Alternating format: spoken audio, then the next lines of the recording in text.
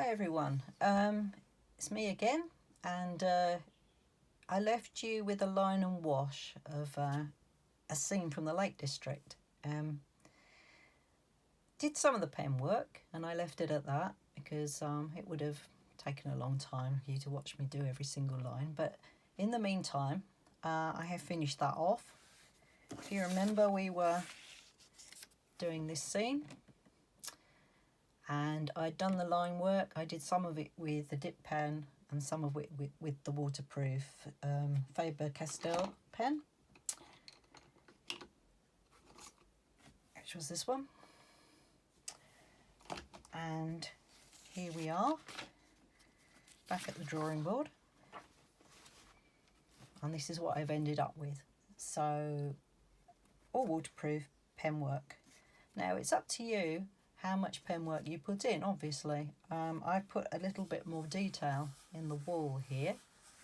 Hardly any detail in the background where the mountains are.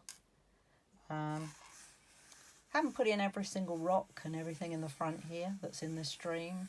Just some of it to give a hint of what's there. Now, when you get to this stage, I really don't think you want to overdo it with your watercolour washes, because you've got all this pen work here, which is describing the scene. I think if you go too far with your watercolours or too dark, it kind of spoils the look. But, you know, it's up to everyone. You might find that you want, you know, to go much darker, much brighter with your watercolours, in which case it's up to you. Of course, what I didn't mention before was that you can put more pen work on afterwards. Once the watercolour washes have dried, you can come back and add a few more details if you want to. In that case, if you only had a water-soluble pen, one that wasn't waterproof, you could use that because all your washes are done, finished. So you're not going to wet it again. This is right at the very last stage. So if all you had was a non-waterproof pen, like one of these, you could add some of that afterwards. And sometimes actually doing that and then spritzing it with a little bit of spray water can give you nice effects, but I'll cover that another time. Okay, so here we are with the scene. I'm going to move that over a little bit. And here I've got some washes, watercolour washes. I'm going to move that over a little bit. You might not be able to see all the washes in one go, but here I've got some cobalt blue made up. Here I've got some sap green, but of course you could make your own green from a blue and a yellow. Here I've got some raw sienna. Over here I've got some burnt sienna. So these are the basic washes that I'm going to use, and I'll probably make a grey using the blue and the burnt sienna at some stage. We'll see how it goes. If I need to darken anything, I can always do that as well. So, okay. I'm going to use my pointer brush, which is one of my favourites. I'll talk about brushes another time. All the lettering on this is now worn off, but it's the Fiona Peart pointer brush. It's one of my favourites, and lots of my students use it. It's a nice size medium brush. I mean, if you want a looser effect, you could go over this wash using a bigger brush, much bigger brush, and you get a much looser effect. I'm going to use this one. It's one of my favourites, and I can get a little bit of detail because it's got a nice point on it if I need to. Okay, so for this guy, you can pre-wet or not, up to you. You can go straight in with your wash. What I'm going to do is just put some blue on, leaving a few whites here and there, suggesting clouds. And then with a damp brush, I'm just going to spread that wash around a little bit.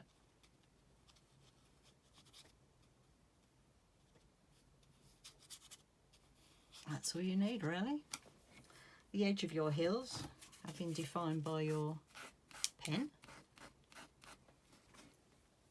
That's all you need. Now, while that's drying, I'm not going to fill in anything here because these colours will run into the sky, so I'm going to leave that.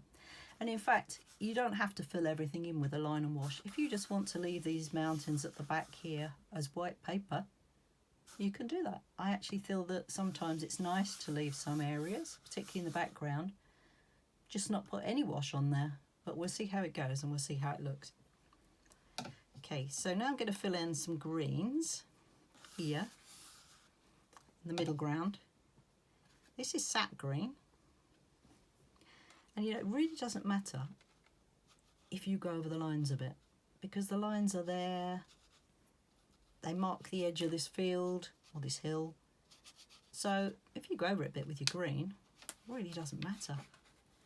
If you find this green maybe is a little too green, you can always add a little bit of raw sienna to it. I always have my little piece of tissue handy as well, so that anywhere you want to lift out a little bit of highlight, you can. Like that. You can even add, if you want to, a little bit of burnt sienna to that. Maybe makes it look a little bit more natural. A bit of brown in there. Okay. Now, I'm going to leave this a moment for the, so that this surrounding green can dry before I put the roof on. The roof is in fact kind of a grey colour, slightly greeny, where you get the mosses and things on top of the roof. So leave that for a moment, but I can come down here and maybe fill in a little bit of this. You see I'm using the side of the brush and very roughly, very sketchy. Put a little bit of the raw sienna in there. Maybe a little bit of burnt sienna. I can see some browns going on down here. So yellows, greens, browns. In between the rocks.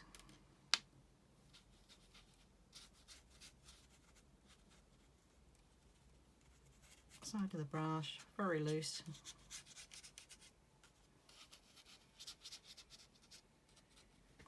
That's probably enough for that.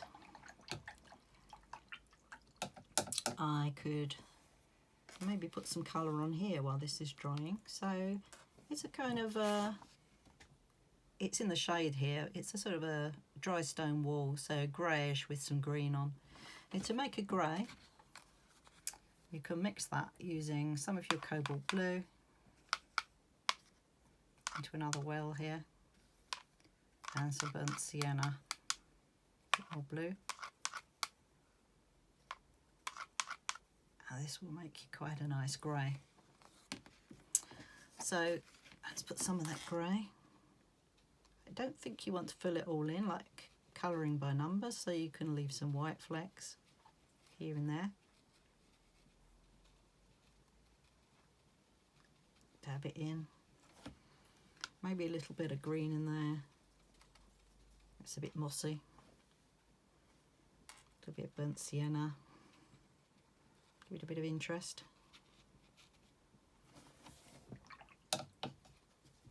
And this is the road here, so this is kind of grey as well. Oops, it's a bit wet, let's mop a bit up. Some grey in there. Maybe, if I'm careful, because this is still damp, I can put a few greys onto some of these rocks. Try not to touch the green too much as it's drying, because then you get cauliflowers, or we like to call them blooms. Sounds nicer than cauliflowers, doesn't it? Runbacks anyway. Well, it's not a disaster if you do get any runbacks. So we've got some grey on there. I'm tempted to put a little bit of blue into those rocks. I think that'll look quite nice. There we go. Maybe a little bit of your burnt sienna, a few browns. Leave white bits here and there for a bit of sparkle on the rocks.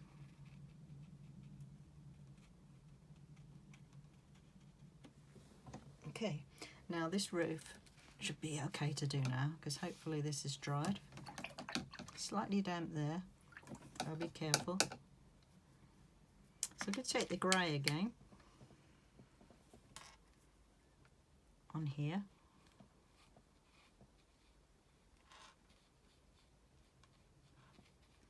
Leave some whites again.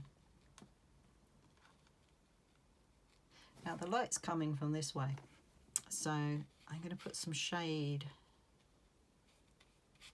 over this side of the building. The building's white, so I'll leave the front white. I'll put a bit of shade over that side.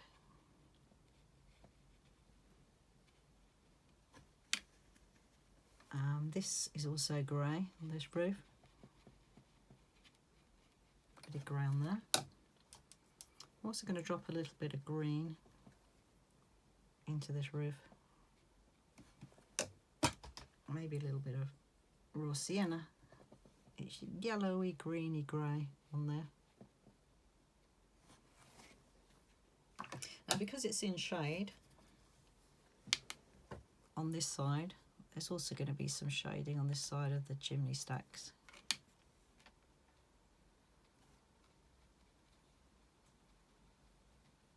There we go. Bit of shade here, although it's mostly covered by the tree or the bush foliage there. Okay, now it's all quite wet. You have to be quite careful here. Normally I would leave it or get a hairdryer or something, you know. I'm not going to deafen you with the hairdryer. This is fairly dry, so I'm going to put a bit more green onto these background trees here. I'm going to darken this sap green a little bit. So I'm going to add a bit more sap green paint to that. And because it's very bright, I'm going to add a little bit of the burnt sienna to it, just to neutralise it slightly so it's not quite so green. Now you can use the side of the brush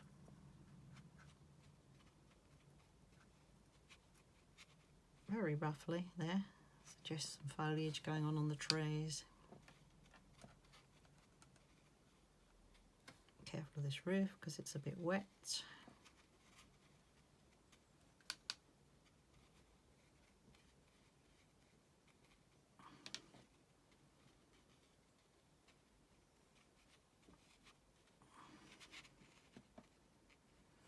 There's also some here.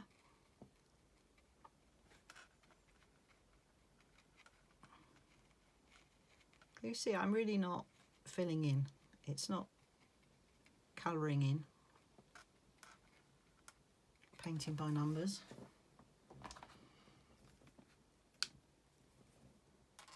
A little bit of brown to this. I had a feeling it was kind of late summer, this picture, so trees starting to go slightly brown.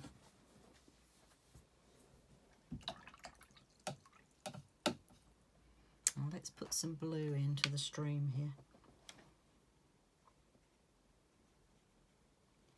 You need to fill everything in, a little bit of sparkle on the water, if you can.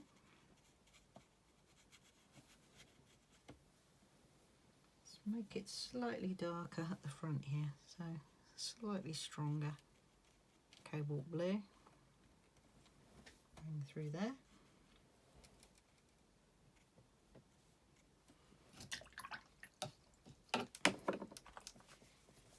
Take out a little bit of highlight there, so it's not all exactly the same tone. Okay, now we're starting to get to the stage where how far do I want to take it with these washes? Do I want to put anything on the hills at the back? Maybe some slight grey, bluey grey. Let's have a look. That's quite nice. It looked a bit too white, didn't it, without that? Now the further away we go, aerial perspective. These hills in the background will look slightly bluey grey compared with the ones that are closer to you. I have a little bit of green maybe just running into the bottom of that. Now I think I'm running the risk that, you know, I could actually go too far with this line and wash. Maybe a little bit more grey to show the shading. So I'm mixing up a bit more grey here with the cobalt blue, the burnt sienna.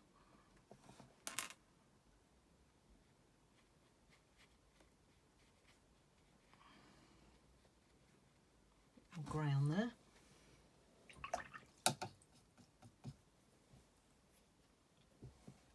And maybe just a hint of a slightly even darker bit on the roof and on the side here. So I'm going to put too much on.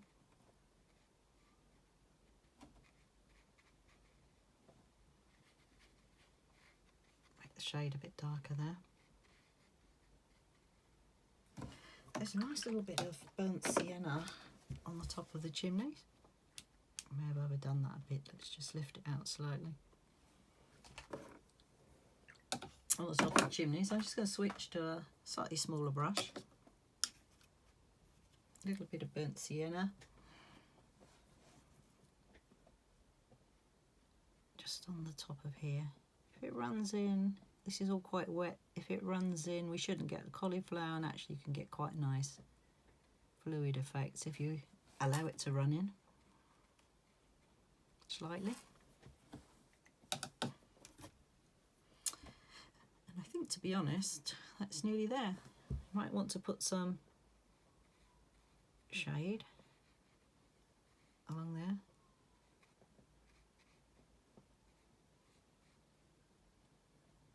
Maybe a tiny bit under the windows. Don't be too fiddly. On the door. So of course you could make the door a different colour if you wanted to sort of draw the eye into the scene. You could put a little bit of blue or a bit of red on there. Maybe red would be going too far. Let's put some blue. Blue front door.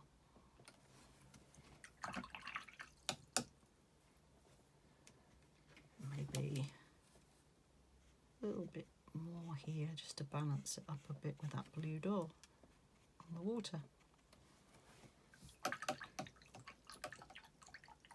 I think that's it really. We don't want to go too far with this. It is a line and wash after all. I've done that very quickly, but actually I think line and wash benefits from going quickly. You've got all your line work there. Get those washes on quite loosely. I think if you start coming back, I could easily come back and put more shade in here because there's shade on the photograph. But I think that might be going too far. So for the purposes of demonstration, let's just make this a little darker. See if it's going too far or not. Well, you know, you can make up your mind. Different things for different people. Anyway, I don't think I'll be taking that too much further. There's some shading on the rocks here, which I've done with the pen work. But as I say, once you get to this stage, you can come back again with your line pen when it's dry. Mine's still a bit damp, though a bit dangerous. This is a slightly thicker line pen. It's a Faber-Castell again, but it's got a slightly thicker tip. So you could come back and just... This is called the B brush or broad. But again, you can go too far with this, I think, with the line and wash. So I'd be tempted to leave it there. Okay, I hope you have a go. And watch for the next one. I'll be doing something else soon, so hopefully keep an eye out. And do remember, please subscribe. It's free. And the more hits we get, the more likely people are to have a look at it. And really, it's just here for your information to help you if you're a beginner. So the more people that see that, the better. So thank you very much for watching again. There's the finished piece, and see you next time. Bye.